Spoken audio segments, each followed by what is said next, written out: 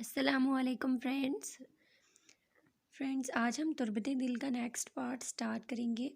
میرا گلا کچھ دنوں سے بہت زیادہ خراب ہے، ٹھیک ہونے کا نام ہی نہیں لے رہا یہ، لیکن ایپیسوڈ بھی ریڈ کرنی ہے کیونکہ ناول بہت زیادہ لانگ ہے، کمپلیٹ ہونے میں بھی ٹائم لگے گا اسے، اس لیے میں نے سوچا جتنا ریڈ ہو سکے گا اتنا کر دیتی ہوں۔ چلیے سٹارٹ کرتے ہیں۔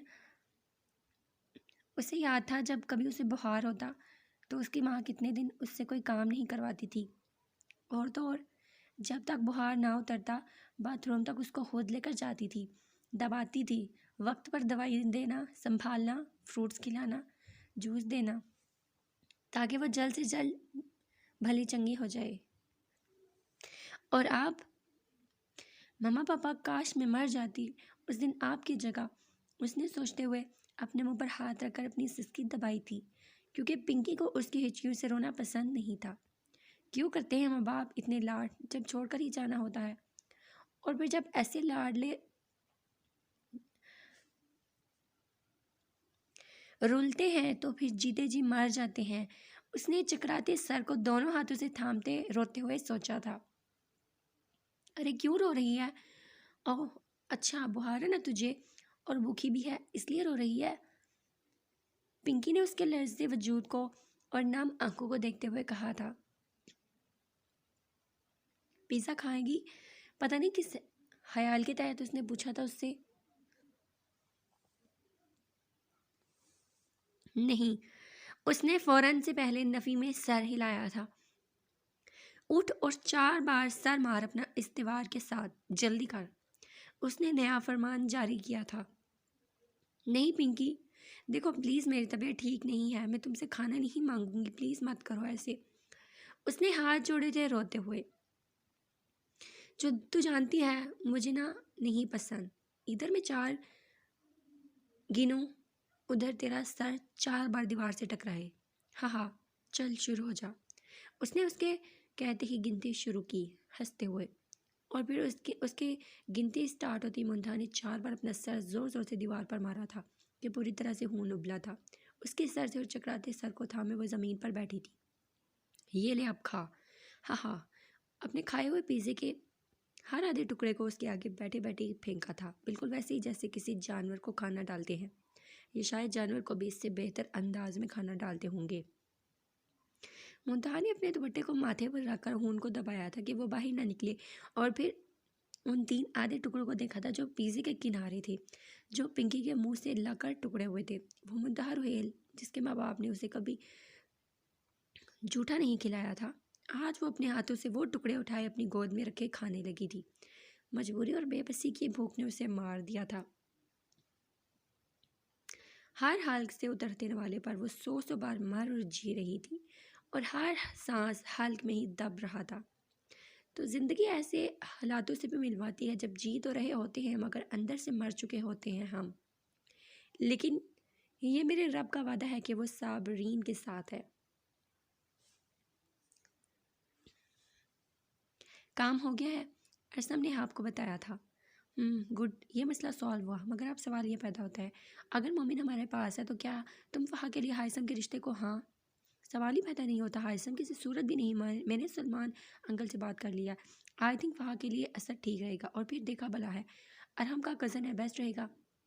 ارسم نے آپ کی بات کاٹتے ہوئے کہا تھا۔ ہائثم میں کیا برائی ہے؟ احاب نے پوچھا تھا۔ کوئی نہیں، بس میرا دل نہیں مانتا، ارسم نے 2 ٹوک جواب دیا تھا۔ اچھا یہ بتاؤ اب کرنا کیا ہے؟ اگر اس کے باپ کو پتہ چل گیا تو اور کب تک رکھیں گے ہم اس کو اپنے پاس؟ احاب نے کہا تھا۔ چلتا ہے تو چلے، پتہ مجھے پرواہ نہیں کسی کی، میری بہن کو برباد کرنے چلا تھا، پتہ نہیں کیسے وہ اس کی باتوں میں آ گئی، اسے کیا لگا تھا ارسم سلطان چودھری کی بہن کوئی لاوارث ہے؟ ایسے سبق سکھاؤں گا کہ یاد رکھے گا، فی الحال تو ان لوگوں سے کہا ہے اچھی خاصی سروس کرے اس کی، پھر دیکھتے میں کیا ہوتا ہے۔ رہی بات شادی کی تو جیسے چل رہا ہے چلنے دو، جب پپو پوچھیں گی تو ہم یہی کہیں گے کہ مومن کی کال آئی تھی، کہہ رہا تھا کچھ ایمرجنسی ہو گئی ہے، اب وہ بارات پر ہی آئے گا، اور جب عین بارات کے موقع پر بھی وہ نہیں آئے گا تو اپنی عزت کی بات رکھ کر ہم وہاں کا نکاح اسد سے کروا دیں گے، اینڈ مجھے پورا یقین ہے وہ انکار نہیں کرے گی۔ ارسم نے اپنا پورا پلان احاب کو بتاتے ہوئے کہا تھا۔ ہاں یہ ٹھیک رہے گا، احاب نے بھی حامی بھر لی تھی۔ ماشاءاللہ بہت پیاری لگ رہی ہو، مسز طرح نے دیکھتے ہی نظر اتاری تھی اس کی۔ ڈارک گرین ٹونوں تک آتی لمبی گھیرے دار فراک جس پر پورا گوٹے کا کام ہوا تھا، وہ نیچرل لائٹ میک اپ میں گلاب اور پیلے پھولوں کے بنے زیور میں ملبوس نظر لگ جانے کی حد تک حسین لگ رہی تھی۔ مسز دراب نے کھڑے کھڑے اس کی نظر اتاری تھی، جانے کتنی بار۔ دادو چلے، دیر ہو رہی ہے۔ وہ لوگ پہنچ چکے ہوں گے، ہائسم نے اندر آتے ہوئے کہا تھا۔ وہ سفید شلوار قمیص کاٹن کی پہنے، کندھوں پر بلیک شال ڈالے، بکھرے بکھرے خلیے میں نظر لگ جانے کی حد تک حسین لگ رہا تھا۔ ماشاء اللہ، آج تو میرا بچہ بہت پیارا لگ رہا ہے، ہائسم نے اس کی پیشانی پر لاب رکھتے ہوئے کہا تھا۔ دادو کیا اتنے لوگوں میں جا کر بیٹھنا ضروری ہے؟ زویشا نے انگلیاں چٹاکتے ہوئے کہا۔ ضروری ہے دادو کی جان، اور پھر وہاں ارسم بھی تو ہوگا، کس بات کا ڈر ہے؟ چلو اب، انہوں نے اس کو گلے سے لگاتے ہوئے کہا تھا، اور پھر وہاں سے باہر آئے تھے گاڑی میں بیٹھنے کے لیے، اور کچھ دیر میں بینکوائٹ کے سامنے تھے۔ زویشا کو لے کر جب وہ ہال میں انٹر ہوئے تو مسز رندھاوا نے اس کو پیار کرتے ہوئے اسے برائڈل روم میں بھجوا دیا تھا، اور پھر خود مسز دراب کو لیے اندر داخل ہوئی تھی۔ پورا ہال پیلے پھولوں کے امتیاز پر سجایا گیا تھا۔ یہ مہنگا ترین بینکوائٹ اتنی تزئین و آرائش میں اپنی مثال آپ تھا۔ الیٹ کلاس کے تمام لوگ موجود تھے وہاں۔ ڈی جے کے لگائے گئے سانگز الگ سر بکھیر رہے تھے فضا میں۔ ایک سائڈ پر بیٹھی حملہ اور زنیم کے تب منہ کھلے تھے جب ایک دم سے ڈی جے کے گانے شفل ہوئے تھے اور فضا میں ہوٹنگ کے نعرے گونجے تھے۔ میں رنگ شربتوں کا، تو میٹھے گھاٹ کا پانی، مجھے خود میں گھول دے تو میرے یار بات بن جانی۔ وہ لائٹ سلگائے شلوار قمیض میں کندھوں پر وائٹ شال اوڑھے اس کا ہاتھ تھامے آگے بڑھ رہا تھا، جبکہ اس نے یلو شرٹ اور اورنج شرارہ پہنا ہوا تھا اور گرین دوپٹہ لیے پھولوں کا زیور پہنے لائٹ میک اپ میں منہ پھلائے اس کا ہاتھ تھامے اسٹیج کی طرف بڑھ رہی تھی۔ ارحم کی شوخ نظریں اور کھلکھلاتی ہنسی سب کو ہوٹنگ کرنے پر مجبور کر رہی تھی، جبکہ شال کا پھولا ہوا منہ دیکھ کر ارحم کی ہنسی رک نہیں رہی تھی۔ منہ تو ٹھیک کر لو، آگے کدو جیسا ہے، اوپر سے مزید پھیلا لیتی ہو، ارحم نے ہاتھ پر دباؤ بڑھاتے ہوئے کہا تھا۔ اپنی خیریت چاہتے ہو نا تو اپنی فضول گوئی کو مجھ سے دور رکھنا، ورنہ منہ توڑ دوں گی تمہارا، ڈیئر لیچر ہسبینڈ۔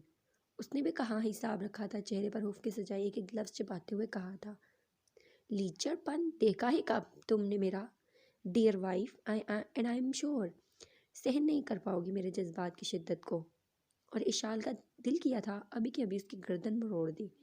ارے ارے بس بعد میں باتیں کر لینا، ابھی بیٹھو یہاں، مسز دراب نے ہنستے ہوئے ارحم کی ٹانگ کھینچتے ہوئے کہا تھا۔ بہت خوش تھی وہ آج، ان کے بہو اور بیٹا لگ بھی تو اتنے خوبصورت رہے تھے ایک دوسرے کے ساتھ۔ وہ بہت ضروری ہے کیا ایسے جانا ہے ایک ساتھ؟ آپ اسے بٹھائیے، میں بعد میں۔ بکواس بند کرو ارسم، پکڑو ہاتھ اس کا، محبت کرتے ہو تو ایکسپیکٹ بھی کرو، لوگوں کے سامنے مسز رندھاوا نے جھڑکتے ہوئے کہا اسے۔ لو یہ کیا بات ہوئی، لوگوں کے لیے تھوڑی محبت کی ہے میں نے جو ایکسپیکٹ کروں اسے۔ پتہ ہے میں اس سے محبت کرتا ہوں، یہ مجھے پتہ ہے، میری فیملی کو پتہ ہے، لوگوں کو بتانا ضروری ہے کیا؟ ٹھیک ہی تو کہہ رہے ہیں یہ پھپھو، میں خود چلی جاتی ہوں، اس نے لڑکھڑاتے ہوئے لہجے میں کہا، اور ارسم کی ناک میں چمکتی نوز پن پر فدا ہوا تھا اس کی۔ وہ تو سمپل اس کے چاروں خانے چت کر دیتی تھی، آج تو پھر بھرپور ہتھیارے سے لیس تھی، اور وہ پل بھر پگھل رہا تھا اس کے جان لیوا سراپے کو نہارتے۔ پھپھو آپ چلیں، ہم آتے ہیں، مسز رندھاوا کو کہا تھا اس نے۔ اوکے جلدی سے آ جاؤ، مسز رندھاوا کے کہتے وہ نکلی تھی وہاں سے۔ میں بھی چلتی ہوں۔ زویشا بھی فراق سنبھالے آگے کو بڑھنے لگی تھی۔ کہاں؟ میں نے کہاں جانے کو؟ ارسم نے گجرے سے بھرا اس کا نازک ہاتھ اپنے ہاتھ میں لیے کہا تھا اور اپنے قریب کھینچا تھا۔ شش، ہلکلایا مت کرو میرے سامنے۔ آپ بتاؤ کیوں اتنی پیاری لگ رہی ہو، جان لینی ہے کیا بندے کی؟ اس کے ہونٹ کے پاس انگوٹھا رب کرتے ہوئے اس نے کہا تھا، اور اس کے آدھے سے زیادہ جان نکل گیا تھا۔ وہ مجھے باہر جانا ہے، آنکھیں بند کرتے ہوئے کہا تھا، جبکہ منہ سے سسکی نکلی تھی اور آنکھوں میں نمی ابھری تھی۔ خبردار جو آج ایک بھی آنسو نکلا تو صبح سے رو رو کے ہلکان کیا ہوا ہے خود کو۔ چلو کس کرو مجھے، پھر چلیں۔ اس نے اپنی پر فرمائش کر کے اس کے پیروں کے نیچے سے زمین ہی کھسکا دی تھی۔ آپ یہ کیا کر رہے ہیں؟ اس نے گھبراتے ہوئے کہا تھا، جیسے اس کو اس بات کی اس سے توقع ہی نہ ہو۔ کیوں، کیا غلط کہہ دیا؟ چلو کس کرو، اس نے اس کی حالت اور گھبراہٹ سے محسوس ہوتے کہا تھا، اور وہ اس کی بات پر خوف سے لرزتے اس کی آنکھوں کی چمک دیکھ رہی تھی۔ بلیک شلوار قمیض سوٹ پہنی، اس پر بلیک شال لیے، بالوں کو ماتھے پر بکھرایا، ہلکی ہلکی داڑھی میں وہ مغرور حد و حال لیے کسی بھی لڑکی کے خوابوں کا شہزادہ ہو سکتا تھا جو اسے ملا تھا تحفے۔ نہ جانے کیوں مگر اس کا دل زوروں سے دھڑکا تھا اس کے چہرے میں کھو کر۔ تم ہارا ہی ہوں، گھورنا بند کرو، ناؤ کس می، اور اگر تم نہیں کر رہی تو میں کر لوں گا۔ اس کو خود میں کھوئے دے کر اس کے چہرے کے پاس چٹکی بجاتے کہا تھا اس نے، اور پھر اس کے دھڑکتے دل کی آواز سنتی اس کے چہرے کے قریب چہرہ لاتے ہونٹوں کے قریب ہونٹ لایا تھا۔ دونوں کے دل ایک ہی طرح سے دھڑک رہے تھے۔ ارسم نے اس کے خوف سے بند ہوتی آنکھوں اور کانپتے جسم کو دیکھتے افسوس سے سر ہلایا تھا اور اپنے جلستے لب اس کی پیشانی پر رکھے تھے، اور پھر باری باری دونوں آنکھوں پر۔ اس نے اس کے لمس کو خود میں اترتا محسوس کرتے جٹ سے آنکھیں کھولی تھی۔ ارسم نے اس کے لبوں کو حسرت سے دیکھتے اپنے عمدے جذبات کو قابو میں کرتے اس کو سیدھا کھڑا کیا تھا، اور پھر اس کی گردن کے پاس جھک کر گہرا سانس کھینچتے خود کو کمپوز کرتے اس کا کامتا ہاتھ اپنے ہاتھ میں لیتے باہر نکلا تھا۔ اسپاٹ لائٹ نے ان دونوں کو فوکس میں لیا۔ ہوٹنگ شروع ہوئی تھی، ایک شور تھا ارد گرد اور گانے کے بول بھی چینج ہوئے تھے۔ آنکھیں کہتی ہیں بیٹھے تو میرے روبرو، تجھ کو دیکھوں عبادت کرتا رہوں، تیرے سجدوں میں دھڑکے دل یہ میرا، میری سانسوں میں چلتا ہے بس ایک تو، عشق دار رنگ تیرے مکھڑے تے چھایا، جدودا میں تکیا چین نہیں آیا، کننا سونا تینوں رب نے دل کر دے ویکھدا رواں، زمین کا اندر جلس تھا زوشا کو دیکھ کر۔ وہاں موجودہ شخص ان کے کپل کی تعریف کر رہا تھا، اور کرتا بھی کیوں نہ، وہ دونوں ایک دوسرے کے ساتھ حسین لگ رہے تھے۔ یہ تو وہ یونی والی نہیں جسے ارسم نے اس دن سنیم نے یاد کرنے پر کہا تھا ہمنا سے۔ ہاں وہی ہے، مگر پیاری لگ رہی ہے اس جلاد کے ساتھ۔ ویسے یہ ارسم کتنا چھپا رستم نکلا، اندر ہی اندر چکر بھی چلا لیا اور بتایا تک نہیں۔ ہمنا نے ستائشی انداز میں کہا۔ میں گھر جا رہی ہوں، زنیم نے بھرائی آنکھوں سے کہا۔ ارے رکو، انفارمیشن تو لے لیں پھر چلتے ہیں، ہمنا نے زبردستی اسے پاس بٹھاتے ہوئے کہا۔ تم دونوں یہاں کیا کر رہی ہو؟ جاؤ ارسم، کرو جا کر، ایہاب نے پاس سے گزرتے ہوئے کہا تھا۔ ہاں آ رہے ہیں، ہمنا نے مسکراتے ہوئے کہا تھا۔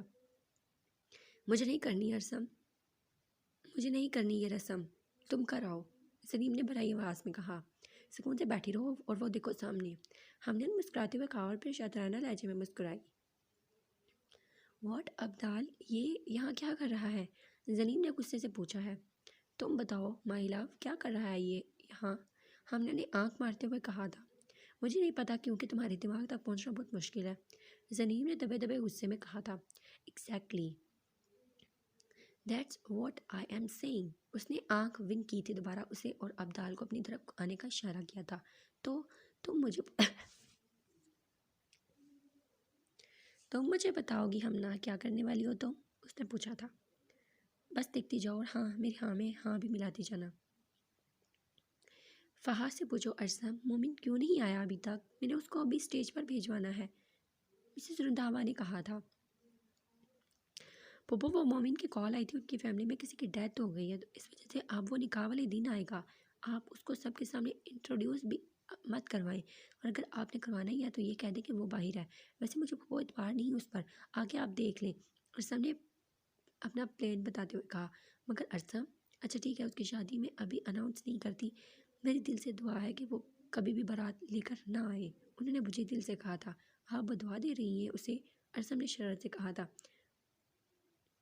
اگر بات فہا کی بہتر زندگی اور بہترین مستقبل کی ہے تو یہی سمجھ لو تم بھی، انہوں نے بھرائی آواز میں کہا تھا۔ پھوپھو ٹرسٹ می، سب ٹھیک ہو جائے گا، پریشان مت ہو، اس نے انہیں گلے لگاتے ہوئے کہا تھا۔ آئی ہوپ ارسم سب ٹھیک ہو جائے۔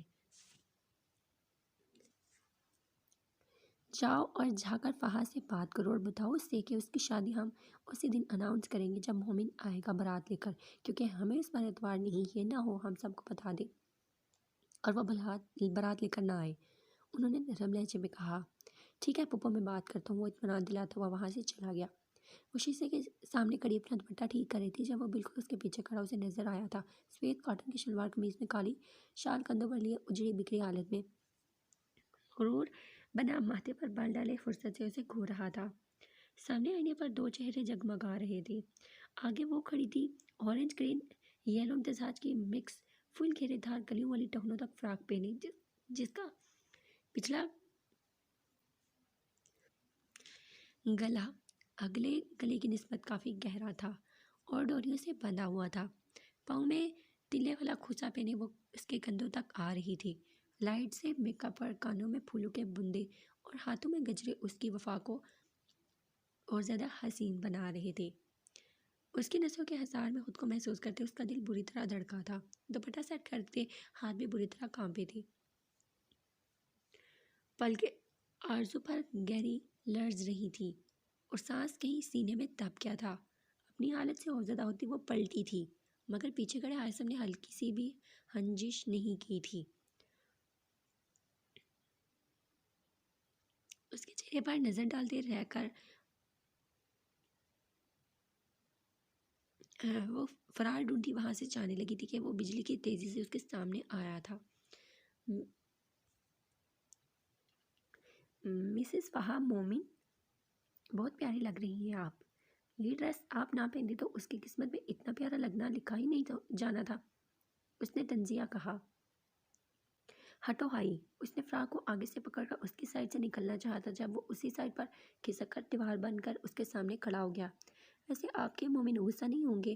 آپ ان کی دی ہوئی ڈریس کے بجائے میری دی ہوئی ڈریس میں اپنی مایوسی سیلیبریٹ کر رہی ہیں؟ نہیں، وہ میں بتا چکی ہوں کہ وہ مجھ سے جل گئی تھی۔ وہ اس نے مجھ سے جواب دیا اور دوسری سائڈ سے نکلنے کی کوشش کی تھی کہ وہ اسی سائڈ پر بھر کے آگے گیا تھا۔ یہ بھی بتاؤ گی کہ کسی کے دل کو جھلا کر ہاک کر آئی ہو؟ اس نے اس کے چہرے پر جھکتے ہوئے کہا۔ بتاؤ فہا سلطان چودھری، یہ بھی بتاؤ گی کہ کسی کے عشق کی قبر پر گیلی مٹی کا لیپ لگا کر اسے زندہ دفنا آئی ہو؟ وہ اس کے ہر پیچھے ہوتے قدم کے ساتھ اپنا قدم آگے بڑھا رہا تھا اور وہ اس کے لفظوں کے بازی گشتے دہل رہی تھی۔ اس کے چہرے پر موجود چٹانوں جیسی سختی دیکھ کر وہ خوفزدہ ہوئی۔ ہائی پلیز، اس بات کا کوئی مطلب نہیں ہے، اس کے کرنے کا کوئی فائدہ۔ اس نے ڈرتے ہوئے پیچھے قدم اٹھائے اور کہا اور دیوار کے ساتھ لگی تھی جا کر۔ ریئلی؟ تمہیں لگتا ہے میرا عشق بے مطلب ہے؟ کسی نے حق دیا تمہیں میرے عشق کی توہین کرنے کا؟ ہاں بولو، جواب دو۔ اگلے سیکنڈ میں وہ اس کی گردن دبوچے کھڑا تھا۔ اس کا دل سلگا تھا اس کی بات سن کر، اپنے جذبات کی توہین سن کر۔ میں نہیں کہہ رہی، پلیز ہائی چھوڑ دو مجھے۔ اس کی آنکھوں میں نمی آئی۔ چھڑوا سکتی ہو خود کو تو مجھ سے چھڑوا لو، اس نے چیلنجنگ انداز میں کہتے اب اس کی دونوں کلائیوں کو دوسرے ہاتھ میں دبوچ لیا اور وہ پوری کی پوری اب دیوار کے رحم و کرم پر تھی۔ اس کا چہرہ اب 1 انچ کے فاصلے پر بھی نہیں تھا۔ اس کی آنکھوں کے جنون پر ایک لچارگی، کرب اور درد کی عبارت رقم تھی، جسے تاحال فہا نے گھبرا کر پڑھنے سے انکار کیا تھا کیونکہ وہ اپنے ہی کہے سے مکرنا نہیں چاہتی تھی۔ کس کے لیے اتنا سجی سوری ہو؟ اس کے لیے کہ وہ آئے گا اور تمہارا سراہے گا۔ تم جانتی ہو کہ وہ نہ مر۔ شٹ اپ بھائی، وہ ہمارا پرسنل میٹر ہے، تمہیں کوئی حق نہیں ہے اس میں بولنے کا، اس نے اس کی بات کاٹتے ہوئے کہا۔ ریئلی؟ Personal matter? تمہیں کیا لگتا ہے بے وقوف ہوں میں کیا؟ میں نہیں جانتا تم یہ سب کیوں کر رہی ہو۔ وہ غرایا تھا اس پر اور اس کی گردن پر گرفت مضبوط کی تھی کہ اس کا سانس حلق میں ہی دب کر رہ گیا تھا۔ مجھے چھوڑو، پین ہو رہا ہے مجھے، پسی پسی آواز نکلی تھی اس کے حلق سے۔ اس کی آنکھوں میں خوف اور درد دیکھتے وہ پل بھر میں نرم پڑا تھا۔ اس کی گردن پر گرفت بھی نرم گی تھی۔ وہ بری طرح سے کھانسنے لگی تھی۔ وہ تڑپ اٹھا تھا اس کی حالت پر اور چٹکی سے کھینچ کر سینے میں بیچ کر سر کے بالوں پر لاب رکھے تھے۔ فہا، تم ٹھیک ہو؟ اس کو گہرا سانس لیتے دیکھ پوچھا تھا۔ وہ بدلے میں اپنے گجرے والوں ہاتھوں سے اس کی شرٹ مٹھی میں دبوچے رونے لگی تھی۔ میں تھک گئی ہوں ہائی، نہیں ہوتا مجھ سے اب، اور میں مار لوں گی خود کو اور تمہیں بھی۔ پلیز مت آزمائش بن کر میرے سامنے آیا کرو، اس نے روتے ہوئے کہا۔ ساری آزمائشیں تم بنا رہی ہو فہا۔ ہمارے رشتے میں شروع سے ہم تھے، میں تھا، تم تھی، ہماری نوک جھوک تھی، پھر یہ سب کیسے کر لیا تم نے سب غلط کر دیا۔ نہ چاہتے ہوئے بھی اس کی آواز نم ہوئی۔ تم اچھے ہو ہائی، تم مجھ سے بیٹر ڈیزرو کرتے ہو، اس نے اس سے الگ ہوتے ہوئے آنسو صاف کرتے ہوئے کہا۔ میں اچھا نہیں ہوں، نہ مجھے اچھا بننا ہے، مجھے فا ہی چاہیے، کوئی اور نہیں۔ دوبارہ سے باہوں میں اسے بھرا تھا اور اس کی ناک کے ٹاپ پر بنے تل پر انگوٹھا رب کیا تھا جو سرخ ہو رہی تھی۔ مومن آنے والا ہوگا، چھوڑ دو مجھے۔ ہائی یہ زبردستی مت کرو، اس نے خود کو چھڑواتے ہوئے کہا تھا۔ مومن مومن مومن، اب اگر تم نے ایک بار بھی اس کا نام لیا تو آئی سویئر فاہا، ابھی اور اسی وقت تمہیں بھی مار ڈالوں گا اور خود کو بھی ختم کر دوں گا۔ سائیڈ پاکٹ سے پسٹل نکال کر اس کی شہرک پر رکھتے اسے دیوار کے ساتھ پن کیا تھا۔ پیچھے اس کی گردن پکڑے اس کی آنکھوں میں آنکھیں گھاڑی تھیں، وہ لرز گئی اس کے جنون سے۔ ہائی شراب، پاگل سمجھا ہوا کیا تم نے؟ کیا سمجھتی ہو یہ قربانیاں دے کر کیا ثابت کر لو گی تم؟ اچھی طرح سے جانتا ہوں میں کہ وہ زائشہ کے پیار میں پاگل تھا، پھر اچانک سے تم اس کے پیار میں پاگل ہو گئی، وہ بھی ایک دن کے اندر اندر بھی۔ تمہیں کیا لگا تھا کہ بیوقوف بنا کر مجھے تم جیسا چاہو گی ویسا کر لو گی؟ تو یہ بھولا تمہاری فہا، نہ تو زائشہ کسی قیمت پر اس کی جھولی میں ڈالوں گا، نہ تمہیں۔ ایک بات یاد رکھنا، اس نے میری استوں پر نظر ڈالیا تو اسے میں وہ موت دوں گا، یاد رکھے گا۔ ابھی تو اس کے پیچھے بندے لگا دیے ہیں، مگر سالہ میرے بچوں کا ہونے والا ماموں نہ جانے کس بل میں دبکا بیٹھا ہے، مل جائے چھوڑوں گا نہیں اسے، مگر چھوڑوں گا اب میں تمہیں بھی نہیں۔ ہاتھ دیکھنا چاہتا ہوں تم کتنی تکلیف دے سکتی ہو مجھے۔ اس نے شہرک پر پسٹل کا دباؤ بڑھاتے ایک ایک لفظ چباتے ہوئے کہا تھا۔ بدلے میں وہ اس کے منہ سے یہ سن کر خوف سے آنکھیں پھیلا گئی تھی، یعنی اسے آدھا سچ پتا تھا۔ اگر اسے یہ پتہ چل گیا کہ وہ سیریل کلر ہے اور جلد بازی میں کچھ غلط کر گیا تو… یہ سوچتے ہوئے اسے ایسا لگا تھا جیسے اس کا سانس سینے میں اٹک گیا۔ غلط فہمی ہے تمہاری۔ نہیں ہے غلط فہمی، یہ میری بالکل بھی نہیں ہے۔ میری غلط فہمی اس کو کھینچ کر اس کی پشت اپنے سینے سے لگاتی، اس کے بیلی بٹن پر پسٹل رکھی تھی اور اس نے اور دوسرے ہاتھ سے اس کے کھلے وال دوسرے کندھے پر ڈال کر اس کے کندھے پر تھوڑی رکھ کر اس کے کان کے پاس مونچھیں رب کی تھی۔ گہرا سانس لیتے پیٹ پر رکھے اس کے ہاتھ اور پسٹل کے دباؤ پورے جسم میں ایک سر لہر دوڑی تھی۔ اس کے اور رہی سے ایک اثر اس کی مونچھوں کی چھوئن اور دہکتی سانسوں کی سرگوشی نے پوری کر دی تھی۔ اس کے ریڑھ کی ہڈی سنسنا اٹھی تھی، وہ اس کے قربت پر مچل اٹھی تھی۔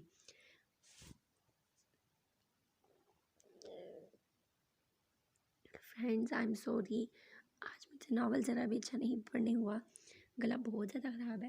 دعا کیجیے گا جلدی سے ٹھیک ہو جائے، اس کے بعد میں اچھے سے لانگ ایپیسوڈ ریڈ کر دوں گی۔ آج کے لیے یہاں تک کافی ہے۔